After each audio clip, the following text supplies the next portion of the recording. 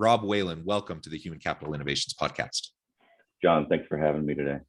It is a pleasure to be with you. You're joining us from the Washington area on the West Coast. I'm south of Salt Lake City in Utah. And today we're going to be talking about your company, the PTO Exchange, and the landscape, rather the shifting landscape of workplace benefits.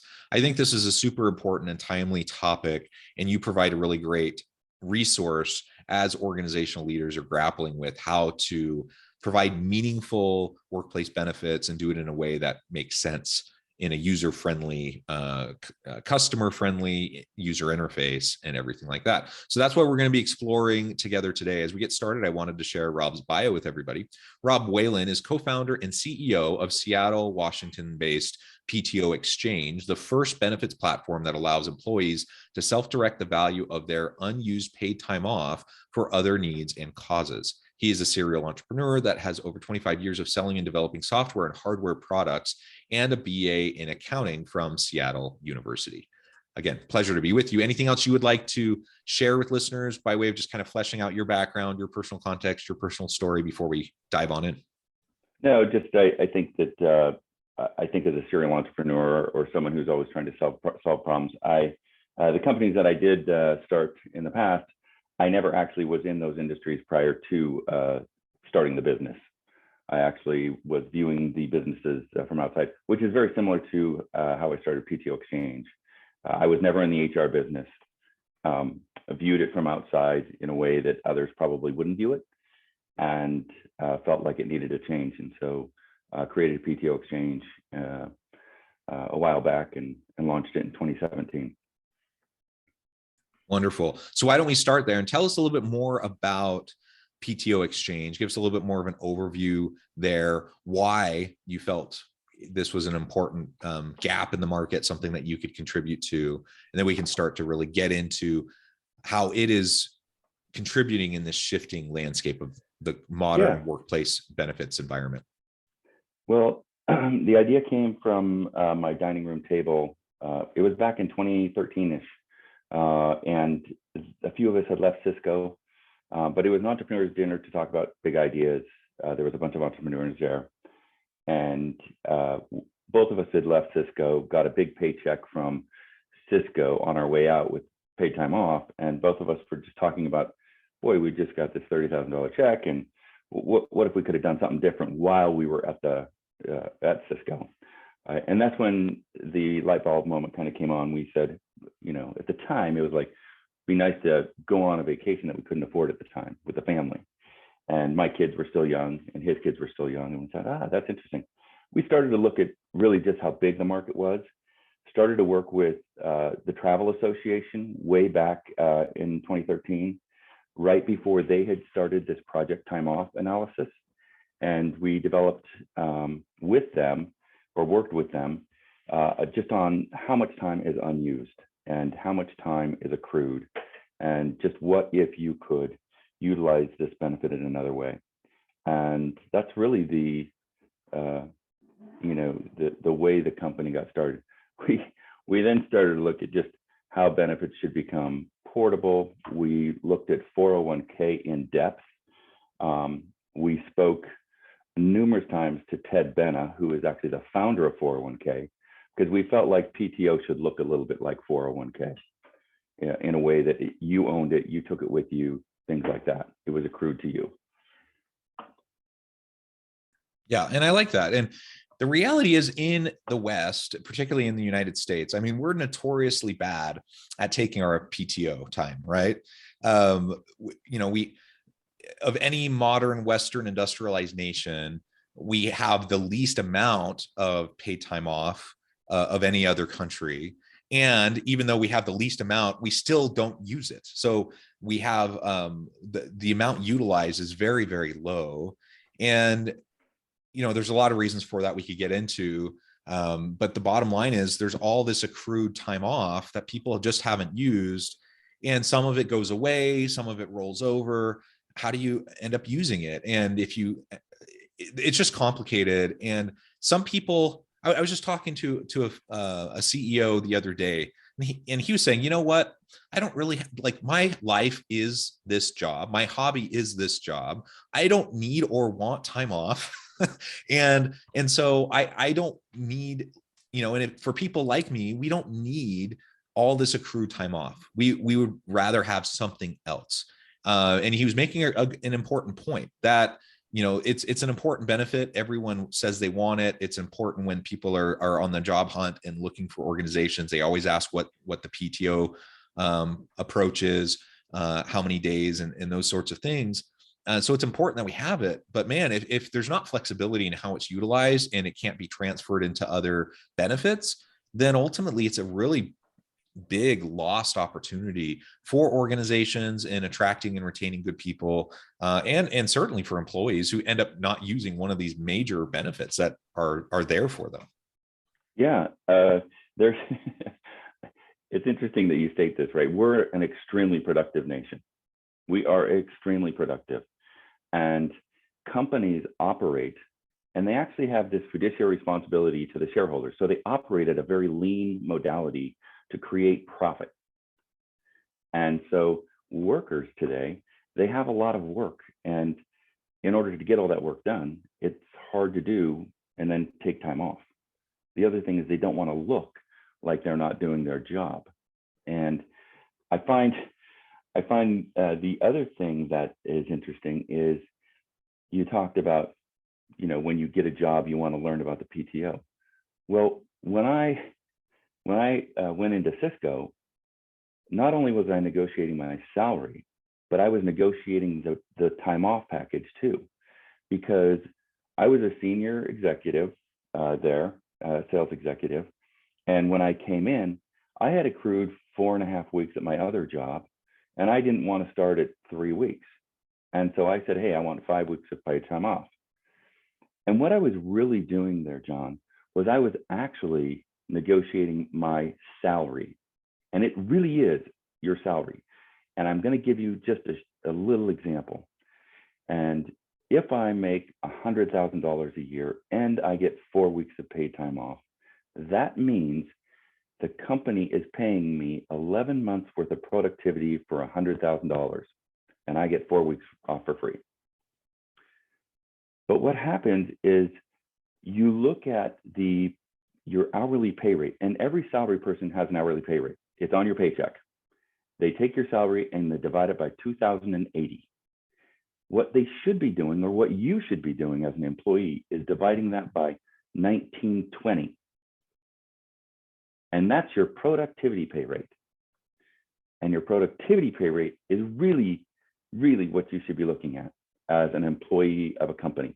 It's also important to know that if a company looks at you this way, they really, really like their employees because they want to take care of their employees. And the reason why I say this is your productivity pay rate, if I give you 11 months and 1 week of productivity and I don't get paid anymore, my productivity pay rate goes down, right? So I'm making less. And that's kind of how you have to think of PTO. It's really part of your productivity, and it's also part of your earned wages. And you deserve to be able to do something different with it if you can't take the time off. And yeah, that's and again, really what we're doing.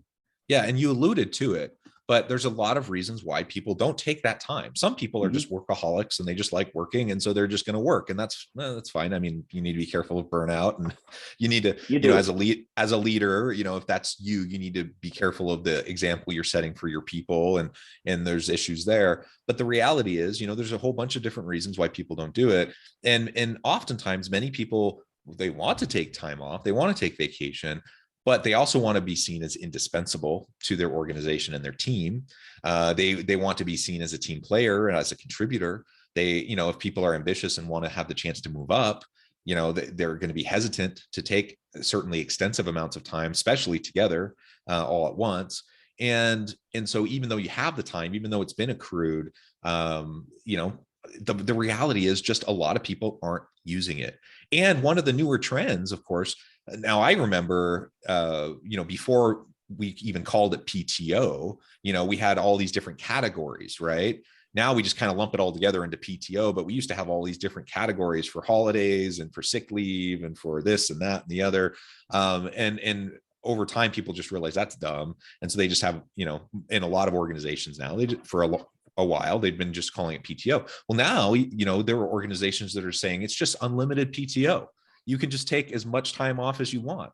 And in theory, that sounds great because, I'm like, oh, they believe in work-life balance. They believe in, avoiding burnout and stress and anxiety. But in practice, how often do people actually utilize their unpaid time, like their unlimited paid time off in those types of organizations? I don't actually know the data on this, but I suspect it's no better than traditional PTO kind of systems. I don't know if you have a thought on that. Well, first of all, unlimited PTO is you don't have unlimited time, John. So it starts off with a lie. I mean, it starts off with unlimited PTO. So it's actually lying to you if you don't have unlimited PTO. And if you want to believe the lie, go right ahead. But I'll tell you how this came about. It came about because, and this is the unintended consequences of laws that are created by our wonderful government. Okay. California created a law. It was in 76, I think. It was an addendum law that if you accrue your PTO, it's considered earned wages and needs to pay out at separation. Companies started to realize financially that if I don't accrue it, I can work around this law, and let's just name it unlimited PTO. Netflix is the one who made it famous. And they did it all under the guidance of, hey, you're an adult, John. You should be able to, know when you need to take time off, know when you need to work. But guess what, John? There's more work to be done and you don't have time. And I'm your manager and we have a project due and we got to deliver the software. And so unlimited is not the case. The other thing about unlimited is we have found that that the executives are able to access that benefit, but the rank and file do not have the ability nor the dollars, because most of them don't even have $400 in their savings account to be able to take time off. And their time off looks like a staycation where they go home, they sit in their house for a week, and then they get worried that they're not looking good and they're worried about losing their job and they can't make it. They're living paycheck to paycheck. Okay. We believe that a company that accrues and tracks the time and expenses it through their net income statement and puts it on their balance sheet is the most caring, and that's an intimate thing for a company to do, saying, John, this is what you're worth, and I'm going to expense it, and I'm going to track it, and I'm going to put it on as a liability because you're worth a liability on my balance sheet. Companies that do unlimited are telling you, you aren't worth tracking. Your time, your productivity, it's not even worth tracking, right? What if companies did that with their revenue? Oh, let's not track our revenue. No, that doesn't happen. PTO is an expense. There's only one way a company makes a profit: increase revenue, decrease expense. The minute I go unlimited, I decrease expense. If you look at Ernst & Young, what they did, they moved everyone to flex PTO and said, oh, it's, we're trying to keep up with the times. And they pocketed $36 million that they put into their partners' pockets. And if people don't think this money goes into the executives or to the shareholders' pockets, then they're missing something. And for us, PTO should be accrued, it should be tracked, it should be earned, and you should be able to, have some flexibility within reason to do something with that accrued value instead of take the time off. Now, John, I want to tell you, we believe in taking time off. In fact, in our platform, we have the capability that people actually have to take time off before they can use the platform. Okay, so you go into the year and you want to use your PTO in a different way. Maybe you want to put it into your 401k. You can't do that unless you hit a minimum threshold of taking 2 weeks off throughout that year. Anything past that, and we also have thresholds, so you can design the platform to really align with your cultural nerve within your organization and drive the behavior within your employee base. And the other thing I'll say is that employees who the life cycle of an employee. I'm a young, new employee, and I have a bunch of student loan debt. De-stressing, which is what PTO is meant to do, if I was able to make an extra payment on my student loan instead of take time off, would that be reducing more stress for me than taking the time off and worrying that I can't pay my student loan? And I think that's what we look at. These life transitions that every worker goes through as they get older, as they have children, as they have to have daycare, as they have to pay for college, as they have to buy a house, all these different things. And everyone's different. So being able to use that accrued wage and support you through these life transitions is unique and very valuable to employees and employers. Yeah. And like you said, everyone is different. We're not a monolith, and people, sometimes it's life stage, sometimes it's just preference. Like there's a variety of reasons why people will want and need different things. And so we just need, if we can build in flexibility to how our, one of the major components of employee total compensation is administered, and PTO is a major portion. If we can build in some flexibility, it's going to be very, very valuable to employees. And we know, especially right now, amidst, the great resignation, the great reevaluation, however you want to term it, that people are taking stock and really reconsidering what's important to them, what matters most, and what they need from their organization, and what they're willing to put up with moving forward. And it's an employee market. So the labor market is such that people have tons of options and they can go different places. And so organizations need to up their game in terms of providing the type of flexibility needed to meet the unique needs of each individual employee. And I'm wondering, you kind of referred to it already when you talk about life stage, but can you point out some of the specific ways that people might utilize their PTO time in a flexible manner that's maybe different than how we've traditionally conceived of it? Yeah. So on our platform within PTO Exchange, we call them plans, but we kind of bucket them in kind of pillars. So social well-being, mental well-being, physical well-being, financial well-being. And so some of the things that we can do is you could take your time and give it to a nonprofit, to 1.7 million nonprofits. We integrate to the IRS's database so that an individual who may not want to take $20 out of their own checking account can take 1 hour of their time and give it to a nonprofit. And if the company has matching, we can handle that. We have a full giving and matching platform. You could share it with another coworker. So John, let's say that you had COVID, you used all your PTO up, and then your wife or your daughter got COVID and you needed more time off. You could request time out of a medical or leave sharing pool. We manage all that, and I could give into it. And let's say I gave 2 hours at my pay rate of $100 and your pay rate was 50. Our system manages the different pay rates so that the company doesn't have to, okay? And so we call that kind of our social community well-being plans.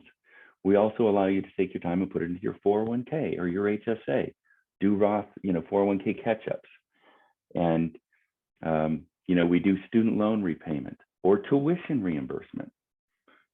So let's say people want to go back to school during this transition in their life and, want to get further educated or get their master's. You can use this, some of your time to pay for that tuition, okay? Obviously travel, we integrate directly to Priceline. We have a white label with Priceline and are able to take some of your time and maybe use that 1 week that you're not going to use and go on a vacation that you may not have been able to afford, or maybe you're just going to get a nicer hotel, things like that, okay? And those are really the things that we can do within the platform today. I love it.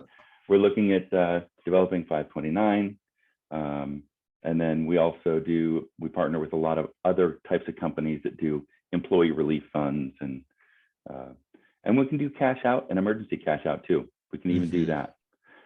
In fact, it's funny. Emergency cash out was developed by a very large company who had 14% of their workforce accessing their 401k for $500 to $2,000 loans. And they came to us and said, if we could increase their PTO accrual by 2 days and allow them to access 5 days a year for an emergency, could you guys, and we built it and they use it, and it's been great. And it's reduced their 401k loans, which, was a big cost to them. And it drives a better financial thinking within the employee community. Anyhow, so those are the things you can do on the platform. Yeah, I think that's great. And just to reiterate, if I understood you correctly, you said a few minutes ago, the idea is that you have to actually use 2 weeks of your accrued time to be able to access these other options, so that thereby we're not allowing people to burn themselves out. Because it can be very tempting to say, oh, well, I just really need the money for this, that, or the other, and so I'm not going to take any time whatsoever. And then that can have negative mental health, physical health, productivity impacts, right? So you have a kind of a baseline, like make sure you take this amount of time, you're expected to do it, you're going to be held accountable to take this time off. And then above and beyond that, you can either take more time off or you can use these other benefits. Yeah, and the platform can say, hey, you have to take the time before you use it, or we can say you can't burn below 80 hours. You always have to have 80 hours in your bank before you can use the system. So you can never go below that. So you've always got 2 weeks, right? And we do that a lot of times as well, just to meet all the sick and compliance laws that are state to state that we have to protect. Okay. Yeah. Well, excellent. Rob, this is just super interesting and fascinating. I'm excited to learn more about the PTO exchange, and I would encourage listeners to do the same. Before we wrap up for today, I just wanted to give you a chance to share with listeners how they can connect with you, find out more about your work, and then give us the final word on the topic for today. So you can connect with me via LinkedIn, or you can also find us on our website at www.ptoexchange.com. And the final word for the day, own your own PTO. I love it. I love it. Let's take ownership over our total compensation, which includes PTO. Like you said earlier, it really is in the best interest of the employer and the employee to track these things and to really have an understanding of the value of these things. And so let's leverage them better. I think this is one way to do it. Thank you, Rob. It's been a pleasure. I encourage listeners to reach out, get connected, find out more about what Rob can do for you. And as always, I hope everyone can stay healthy and safe, that you can find meaning and purpose at work each and every day. And I hope you all have a great week.